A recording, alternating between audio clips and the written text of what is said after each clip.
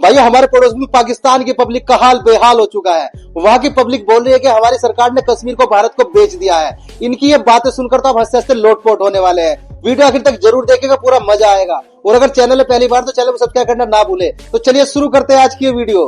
तो चलिए शुरू करते हैं। इन लोगों ने तो आज कश्मीर बेच दिया। ये कुछ दिनों में पाकिस्तान भी बेच रहा है। किसको बेचा है? इंडिया को।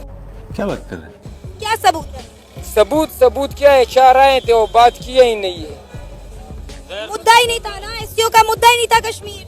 तो मुर्दा वो कश्मीर बोलते हैं ना, हमें पाकिस्तान चाहिए ना हमें इंडिया चाहिए। उसको अपने हाल में छोड़ो। फिर वो इंडिया के साथ खुश है? नहीं खुश है। वो अगर खुश है हम इंडिया को भी कब्जा करेंगे। औकात में रहो। हम मुसलमान हैं। इंडिया पे भी कब्जा? इंडिया पे भी कब्जा करेंगे। काले पट की बोले बेटा मस्ते नहीं क्या बढ़िया था गुरु।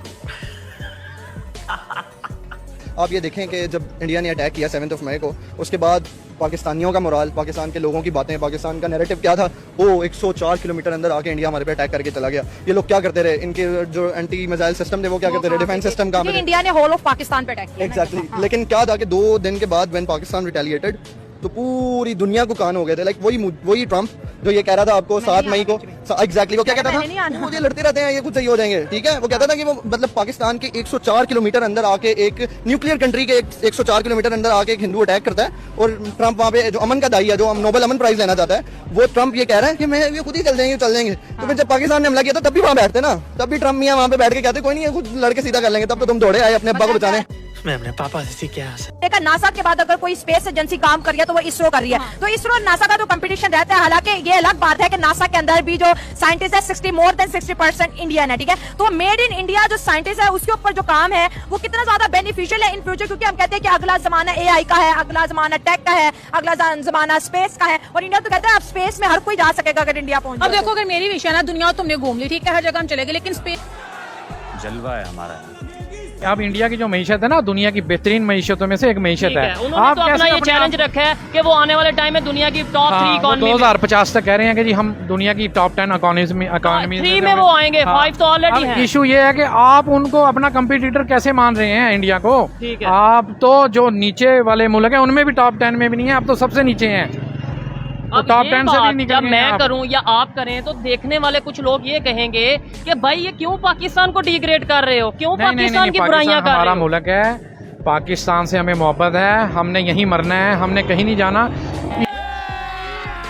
अभी मजा आएगा ना भिड़ो। इशू ये आ गया कि आजकल हमें इस मुश्किल में डाल दिया गया कि हमें अपनी रोटी नहीं पूरी होती नजर आ रही। ऐसे ही है, आम आदमी को अपने खर्चे ही पूरे होते नजर नहीं आ रहे। बिजली का बिल, गैस का बिल, पानी का बिल, ग्रोसरी लेनी हो तो हर चीज का रेट डबल हुआ हुआ है, हर चीज का रेट डबल हुआ हुआ है। अब आप ये देखें कि इनको फिर नहीं सोच आ रही कि इनके सामने है सारा कुछ।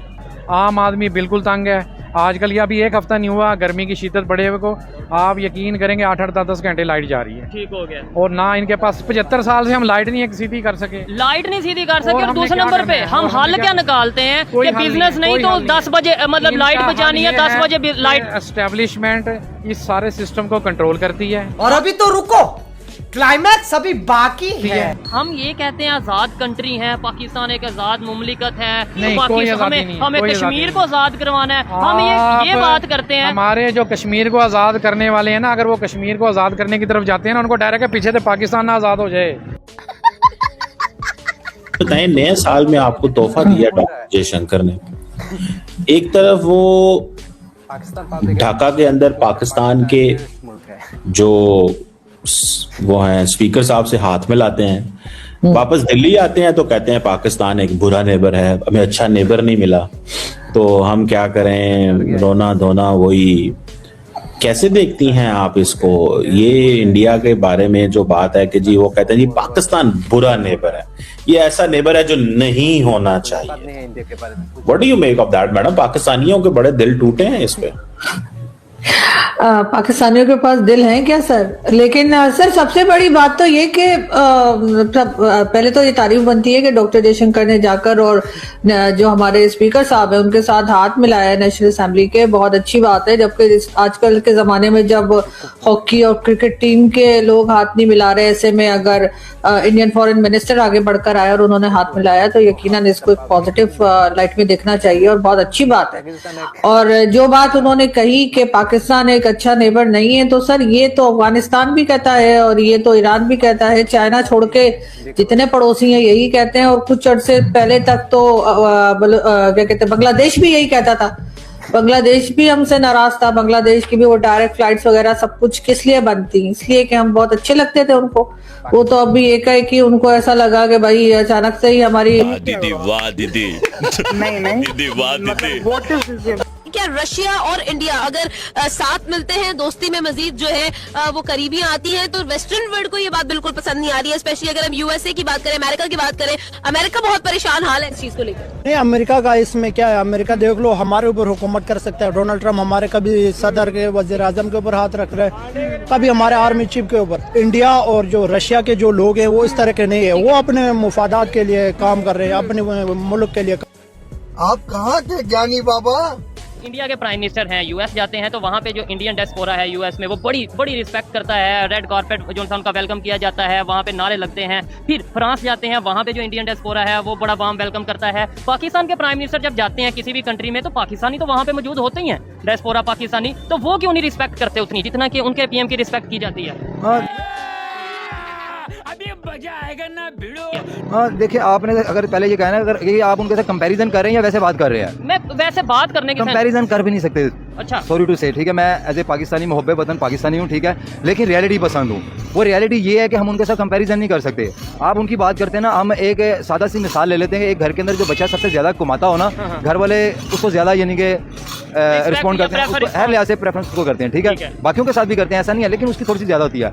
इसी तरह इंडिया है। इंडिया देखिए दुनिया के अंदर ना एक अच्छा उनका इंप्रेशन है, ठीक है, अमीर आदमी है, बड़ी मार्केट है, ठीक है, वो फायदा देते हैं। इंटरनेशनल लेवल पे कोई एक दूसरे के साथ मोहब्बतें नहीं करनी होती है, एक दूसरे के साथ बेनिफिट होते हैं, ठीक है। अगर बेनिफिट आप एक दूसरे को अच्छे दे रहे हैं, आप अच्छे चलते रहेंगे। जहाँ पे आपका बेनिफिट क्रैश होगा वहाँ पे चीजें टूटना खत्म होना शुरू हो जाएंगी। सो इंडिया जो है ना, इंडिया हमसे बहुत बेहतर है। अगर हम अपनी बात करें, देखिए हमारे जो इसको क्या है, इस बात को डिस्कस करें लेकिन करनी पड़ती है, रियलिटी है, ठीक है, कि हमारे मुल्क के अंदर जो हमारे जो सियासतदान है, जो हमारे प्राइम मिनिस्टर साहब हैं, जो भी रहे हैं, माजी में भी रहे हैं या अभी भी, सबकी स्ट्रेटजीज एक ही है, सबकी पॉलिसी एक ही है, सबकी मेंटालिटी एक ही है, और वो बड़ी चीप मेंटालिटी कि हमने जहाँ पे भी जाना जाके मांगना है। अच्छा, और अभी तो रुको, क्लाइमैक्स अभी बाकी है। अच्छा, आप ओवरसीज पाकिस्तानी है, जहाँ पे आप बात करें, जहाँ पे भी जाते हैं पाकिस्तानी, वो उस तरीके से आगे क्यों नहीं खड़े होते? इवन अक्सर कहीं पे तो प्रोटेस्ट करते नजर आते हैं, वेलकम करते नजर नहीं आते। हमारी उस तरह डिग्निटी नहीं है यार। अच्छा, वो जिस वजह से भी हमारी डिग्निटी इंटरनेशनल लेवल पे नहीं है, वो अलग बात है, लेकिन उस तरह डिग्निटी नहीं है, ठीक है। एक हमारी यानी कि हमारा इदारे हैं, इदारों में से जो टॉप ऑफ द यानी कि हमारी पाक आर्मी है, उन लोगों की वजह से हमारी डिग्निटी है, ठीक है। हमारे उनके साथ कोई इंफरादी यानी कि या इंटरनल मामला हो सकते हैं, इख्तिलाफात हो सकते हैं, वो एक साइड पे है, लेकिन सिर्फ हमारी पाक आर्मी की वजह से हमारी डिग्निटी है, ठीक है। ये मैं बात, अगर आप बात करें ना हमारे सियासतदानों की, तो अनफॉर्चुनेटली यार सियासतदानों ने उस तरह हमारी डिग्निटी बनाने की कोशिश भी नहीं की। जिस काम के लिए कोशिश नहीं की जाएगी उसके रिजल्ट अच्छे नहीं आएंगे, उसी तरह के आएंगे, ठीक है ना। आपने स्टार्ट में कहा जी कंपैरिजन नहीं बनता इंडिया के साथ, मैं भी इस चीज जी आप बात कर रहे हैं ना, इंडिया का जो अमीर आदमी है ना, एक अमीर आदमी है, वो तो बहुत से हैं, ठीक है, अंबानी फैमिली, ठीक है, वो 3 बिलियन हो गए, 5 बिलियन हो गए, वो इससे ज्यादा सासों के मालिक होंगे, ठीक है। इतने का तो उनका घर होगा यार। देखो उनके पास तो खरबों रुपए और ये ऑन द रिकॉर्ड चीजें हैं, ठीक है। हम उनके साथ क्या कंपैरिजन कर सकते हैं? 3 बिलियन हमारे मतलब आपको मत सिखा। आपको पता है कि तुर्की के लोग अपने घरों की छतों पर चढ़कर इंडिया का झंडा लहरा रहे हैं और ये एक बहुत बड़ी बात है। बहुत बड़ी बात है वाकई में। किसी और कंट्री का फ्लैग आप लगाएं, लेकिन ये भी तो देखें ना कि किसी और कंट्री ने आपकी कंट्री की कितना ज्यादा हेल्प किया हर चीज में, कि आपकी मतलब एक तरह से इतना बड़ा नुकसान हुआ है। कितने ज्यादा लोग वैसे काफी ज्यादा सिटीज ऐसी हैं जो डिस्ट्रॉय हो गई। हाँ, तो बहुत ज्यादा नुकसान हुआ है, काफी ज्यादा जानी नुकसान हुआ है। तो आप किसी को एक तरह से गिरे हुए को उठा रहे हैं, तो आप जाहिर सी बात है कि इस तरह से थैंक यू बोलना और अपने ग्रेटिट्यूड शो करना, इट्स अ गुड थिंग। उन्होंने कहा है कि अगर किसी कंट्री ने कुछ सीखना है तो वो इंडिया से सीखे कि किस तरह मुश्किल वक्त में किसी के काम आया जाता है, किस तरह किसी के साथ दोस्ती निभाई जाती है। अभी मजा आएगा ना भिड़ो। नहीं, वो तो ये तो अलग बात है, ये उन्होंने साफ मुश्किल वक्त में उनका साथ दिया, लेकिन जब कोविड में इंडिया इतना ज्यादा पीछे चला गया था और कोविड ने काफी ज्यादा इंडिया को नुकसान पहुंचाया था, तो पाकिस्तान ने भी काफी ज्यादा हेल्प किया था। तो ये जरूरी नहीं है कि कौन किसको किसी से हेल्प करना सीखना चाहिए, जरूरी ये है कि आपकी अपनी कंडीशन क्या है। हमें पता है कि हमारे मुल्क की कंडीशन इस वक्त ये है कि हमारे लोगों को हमारी ज्यादा जरूरत है, हमारे लोगों को हमारी कंट्री की, हमारी गवर्नमेंट की, हमारी स्टेट की ज्यादा जरूरत है बनस्बत ये कि हम किसी और की जाके हेल्प कर सके, क्योंकि हम खुद गिरे हुए हैं, हम लोग खुद एक तरह से किनारे पर आ पहुंचे और मुल्क जैसे खसारे की तरफ जा रहा है। तो जो लोग खुद उस कंडीशन में है वो किसी और की हेल्प करके उसको मेरे ख्याल से नुकसान ही पहुंचा सकते, फायदा कोई नहीं दे सकते। तो इसका मतलब हरगिज ये नहीं है कि पाकिस्तान दोस्ती करना नहीं जानता, पाकिस्तान वक्त आने पर अपने दुश्मन मुल्क का भी साथ देता है। तो ये बहुत बड़ी बात है कि अपने जो दुश्मन मुल्क है उसका साथ देना, ना कि ये कि कोई और है उसके साथ आपका कोई लेना देना नहीं है, लेकिन मुश्किल वक्त में आप उसको हेल्प कर दे, इट्स अ गुड थिंग। लेकिन पाकिस्तान का उस वक्त बहुत ज्यादा नाम होना चाहिए था जब आप किसी दुश्मन मुल्क की हेल्प करते हैं ना। दोस्त की दोस्त हेल्प करता है, लेकिन दुश्मन की हेल्प करना ये ज्यादा अच्छा पॉइंट है। और अभी तो रुको, क्लाइमैक्स अभी बाकी है। तो हम इंडिया के साथ अपने ताल्लुकात में बेहतरी फिर क्यों नहीं ले आते हैं? अगर हमने इंडिया की मुश्किल वक्त में हेल्प की हुई है तो कभी ना कभी इंडिया ने भी हमारी हेल्प की हुई है, तो हम फिर इंडिया के साथ ताल्लुकात में बेहतरी क्यों नहीं लाते? क्योंकि दोनों के बॉर्डर साथ लगते हैं और अगर इंडिया और पाकिस्तान के ताल्लुकात में बेहतरी आती है तो डेफिनेटली इसका फायदा पाकिस्तान को बहुत ज्यादा होगा। अच्छा, मैं आपको एक बात बताऊं, हम जैसे ये सारे इंडियन यूट्यूबर्स हैं पाकिस्तान में, इंडियन कंटेंट पे काम कर रहे हैं, मैं भी इंडियन कंटेंट पे काम कर चुकी हूँ, तो मैं अब इस टाइम छोड़ चुकी हूँ। मैंने क्यों छोड़ा, उसकी रीजन ये है कि इंडिया के हो सकता है वहाँ पर अच्छे लोग भी हैं, बुरे लोग भी हैं, जैसे यहाँ पर अच्छे लोग भी हैं, बुरे लोग भी हैं। हम लोग भी इंडिया को काफी ज्यादा बुरा भला कहते होंगे, हमारे लोग भी ये नहीं कह रही कि बुरे हैं, लेकिन जब आप इंडिया की तारीफ कर रही हैं और आप इंडिया का पॉजिटिव इमेज दिखा रही हैं ना, तो एटलीस्ट उन लोगों को आपके चैनल पर आकर इस तरह के कमेंट नहीं करने चाहिए कि पाकिस्तानी जिहादी हैं और ये लोग टेररिस्ट हैं। और आप कसम से, मेरे नहीं ख्याल कि आप कमेंट पढ़ती होंगी, मैं पढ़ती थी इसलिए मैंने छोड़ दिया। मैं अपने पापा से सीख गया। चूतिए हो तुम दोनों। मर्सिडीज उनके पास है, चलानी किसी को नहीं आ रही। अच्छा, क्या कहना चाहते हैं? मतलब कि हमारे जो है वेल ट्रेंड है, जो आर्मी ऑफिसर्स हैं, आर्मी जो सिपाही तक हैं, वो सब वेल ट्रेंड है, उनके ट्रेन नहीं है, मैं ये कहूँगा। अरे कौन भौंक रहा है ये बदतमीज? क्या समझते हैं इस टाइम बहुत तेजी से ग्रो कौन कर रहा है, चाइना या इंडिया? अगर ऑन पेपर बात करें, मैं ओपनली ये कहूंगा चाइना इस टाइम आगे है, मतलब इकोनॉमी के हवाले से। इसके अलावा अगर हम बात करें टेक्नोलॉजी के हवाले से वो आगे हैं। आपके ख्याल से? राइट, अभी तो चाइना आ गया है, लेकिन आने वाले वक्तों में इंडिया आगे चला जाएगा। ठीक है, अब आप पूछे कैसे कि आप अभी इकोनॉमिकली ग्रोथ देखें किसकी ज्यादा है। हाँ, ठीक है, ज्यादा ग्रोथ कौन कर रहा है और इंडिया आगे क्यों चला जाएगा? देखें, चाइना ऑलरेडी नंबर 1 पेज पे है, ठीक हो गया, दौड़ है, ठीक है। इंडिया नंबर 2 पे है। ठीक इंडिया चाइना की गलतियां देख रहा है, कौन सी मैंने गलती कैसे नहीं करनी और किस रास्ते से मैंने कैसे जाना है। ठीक हो गया। इसलिए इंडिया की तरक्की करने की स्पीड ज्यादा ठीक है है। और आने वाले कुछ दिनों में इंडिया चाइना को क्रॉस कर जाएगा, जो एक ट्रूथ है। ठीक और अभी तो रुको, क्लाइमैक्स अभी बाकी है। ठीक है, और एक चीज है, आने वाले दिनों नहीं साल कह सकते हैं, दिन शायद थोड़ा कम हो जाएगा। इनसे मुराद है आने वाले अरसे में। ठीक हो गया। एक चीज जो मैंने नोट किया, अगर मेरे से कोई यही सेम ओपिनियन लेके भाई इंडिया और चाइना के मामले में क्या आप कहना चाहेंगे? नो डाउट चाइना इस समय इकोनॉमी में और बहुत सी चीजों में आगे है, लेकिन इंडिया जिस स्पीड से ग्रो कर रहा है, अगर ऐसे ही करता रहा तो डेफिनेटली एक दिन चाइना को टेक्नोलॉजी में, इकोनॉमी में बीट करेगा। और सेकेंडली बड़ी बात यह है इंटरनेशनल रिलेशंस की। चाइना के कितने दुश्मन हैं? सुपर पावर चाइना की दुश्मन, और बहुत से ऐसे कंट्रीज हैं जो चाइना से नाराजगी रखते हैं अमेरिका की वजह से। लेकिन क्या इंडिया के इतने दुश्मन हैं चाइना और पाकिस्तान के अलावा? मुझे बताएं कौन सा कंट्री है जिसके इंडिया के साथ रिलेशन बेहतर नहीं? इवन इस्लामिक कंट्रीज भी डाल दें। इंडिया के सारी दुनिया के साथ अच्छे रिलेशंस है। ठीक हो गया। ये तो मैं लास्ट टाइम भी आपको बताया था, इंडियंस की वैल्यू बहुत ज्यादा है, वो उन्होंने खुद बनाई है। ठीक हो कुछ गया। वो मेहनती भी हैं, ईमानदार भी हैं, काम पे ठीक करते हैं और वो ग्रोथ भी कर रहे हैं। ठीक हो गया। सीधी सी बात है। और लोग चढ़ते सूरज को सलाम करते हैं और इंडिया डेफिनेटली वाकई ही चढ़ता सूरज है, वो तरक्की कर रहा है। तो ये चीज हमें भी समझनी चाहिए कि यार अगर पूरी दुनिया रिलेशन बेहतर कर रही है, हम भी उनसे रिलेशन बेहतर कर ले। समझनी तो चाहिए, हमें समझाएगा कौन? ठीक हो गया। कैसे समझ आएगी हमें? कौन सा ऐसा कोई वीर है, कौन सा ऐसा कोई जादू है जो फूंका जाएगा और हमें समझ आ जाए कि हम लोगों का दिमाग बंद है? सही बात है। मैं किसी सुनने वाले को मेरी बात बुरी लगे तो मैं हाथ जोड़ के माफी मांगता हूँ, लेकिन आई एम पाकिस्तानी और पाकिस्तानी अवाम के हालात देख के दिल खून के आंसू होता है। ठीक हो। अब आए ना लाइन पे। अगर हमारा ईमान पक्का है ना, ये 313 जो थे ना गालिब थे। अम्मा 77 सालों में तो कश्मीर को नहीं ले सके, 100 सालों का पाकिस्तान होने वाला है 23 साल बाद। एक वक्त जब इस्लामी हमारी हुकूमत आएगी, इंशाल्लाह ताला लेके दिखाएंगे इंशाल्लाह। आप कहते थे अफगानिस्तान में शरिया आएगा, कश्मीर लेंगे, अफगानिस्तान भी इंडिया के साथ मिल गया है। नहीं मिला, ऐसी ये गलत अफवाह होगी। चूतिए हो तुम दोनों। उनके सोशल मीडिया पे ये चल रहा है कि सर्जिकल स्ट्राइक करेंगे, जैसे पहले किया वैसे करनी चाहिए। उनकी प्राइम मिनिस्टर मोदी को सर्जिकल स्ट्राइक दोबारा कर सकते। क्या समझते हैं हम इस टाइम इस पोजीशन में हैं कि ये सारी चीजों को फेस कर सके? देखिए यार, हमारे पास इस टाइम खाने के पैसे नहीं है, खाने के पैसे नहीं तो है, आप जंग कैसे लड़ सकते हैं? ये तो मुद्दे लगा साला। हमें तो ये बताया जाता है ना, जंग जज्बे से लड़ी जाती है। तो यार जज्बा मेरे में है, लेकिन जज्बे से जो है ना, तू पेट तो नहीं भरता ना, जज्बे से जो है ना बच्चों को तो रोटी नहीं ला सकता ना। जज्बे से मैं क्या करूँ? मैं एक नंबर का मैं पाकिस्तान में पैदा हूँ। अरे बाबा गाली नहीं देते। बस यही है, मैं सारी अवाम को यही बताना चाहता हूँ कि थोड़ा बहुत अगर कोई जिधर मर्जी भाग सकता है ना, पाकिस्तान छोड़ और भागो। मस्त प्लान है। मैं आपको ये बात कर रहा हूँ, जब से मैं पैदा हूँ उस दिन से आज तक अगर यही सुनते आ रहे हैं, कर्जा है, फलाना है, डिस्ताना है, फलाना आएगा, डिस्ताना आएगा। ये इन्होंने क्या बनाया हुआ? गंदे नाले में डूब के मर क्यों नहीं जाते? फॉर्चुनेटली किसी भी फील्ड में इंडिया से आगे नहीं जा सके। मैं बजाते खुद पाकिस्तान का कंपैरिजन इंडिया से करता भी नहीं हूँ। क्या वजह? वजह ये है कि इंडिया पाकिस्तान से एटलीस्ट 4 टाइम्स बड़ा कंट्री है, 4 to 5 टाइम्स बड़ा कंट्री है। उनके पास रिसोर्सेज ज्यादा हैं, उनके पास अवाम ज्यादा है, उनके पास मार्केट शेयर ज्यादा है। हम किसी भी एतबार से पाकिस्तान का इंडिया के साथ कंपैरिजन नहीं कर सकते। जब तक हम इस जंग से नहीं निकलेंगे तब तक हम तरक्की नहीं कर सकेंगे। सर, अच्छा आपने जो बात की, क्या बात है सर, क्या बात है सर, क्या बात, ये बात है। एक दिन मैं उनके अंडरग्राउंड ट्रेन में सफर कर रहा था, तो मेरे साथ एक इंडियन बंदा बैठा हुआ था, यूके में ना, यूके लंदन में।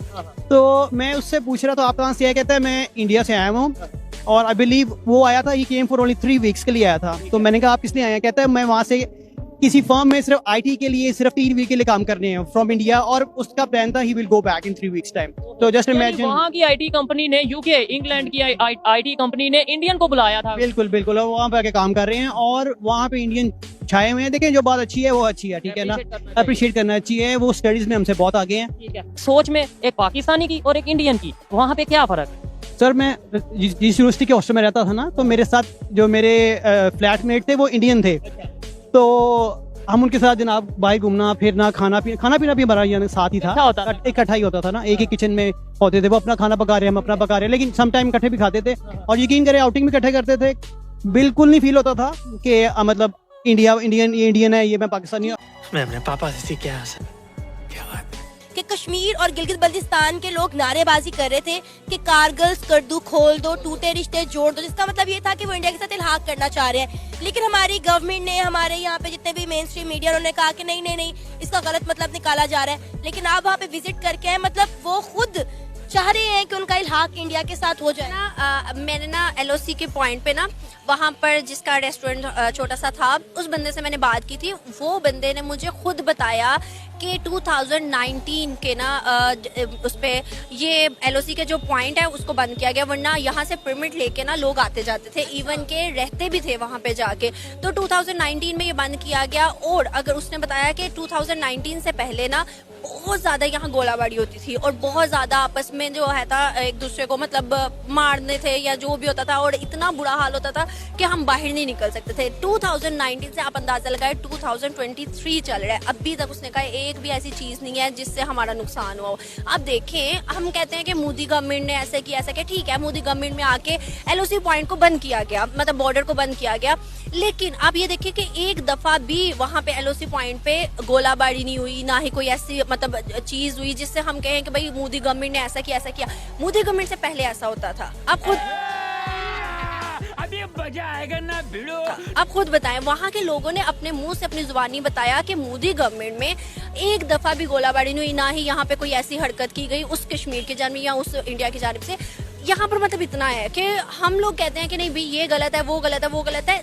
हुकूमत की जानिब से दोनों हुकूमत को मैं कहूँगी कि दोनों हुकूमत में कुछ ना कुछ नुक्स है, लेकिन वहाँ के लोग मेरी वीडियोस के अंदर रो रहे थे। इवन एक अंकल थे, उन्होंने कहा कि भाई हम मोदी के नारे लगाएंगे। तो जब उन्होंने मतलब कहा ना कि मोदी के नारे लगाएंगे, तो आसपास जो बैठे हुए थे लोग, उन्होंने कहा कि भाई ये लफ्ज ना बोलो।